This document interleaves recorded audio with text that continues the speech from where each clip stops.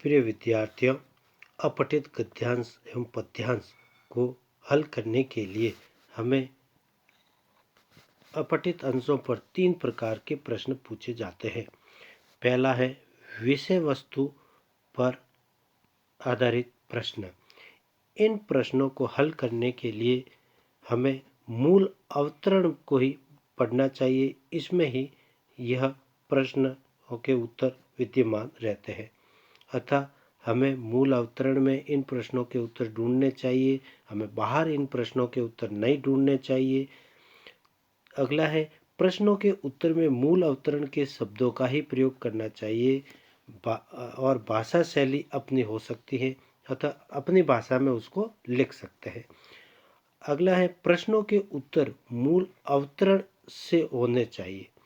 अपनी ओर से न तो कुछ जोड़ना है, न ही कुछ घटाना है और न ही किसी प्रकार का उदाहरण देना है।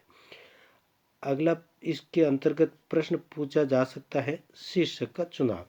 तो शीर्षक का चुनाव करते समय ही हमें शीर्षक अत्यंत छोटा एवं आकर्षक होना चाहिए। इस प्रकार शीर्षक ढूंढना चाहिए।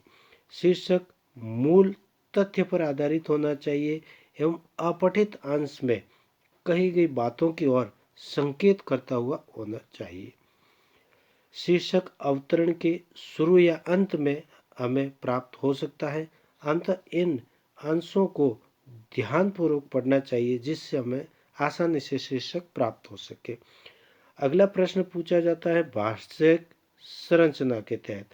इस प्रकार के प्रश्नों के उत्तर के लिए हमें व्याकरण का ज्ञान होना बहुत आवश्यक है।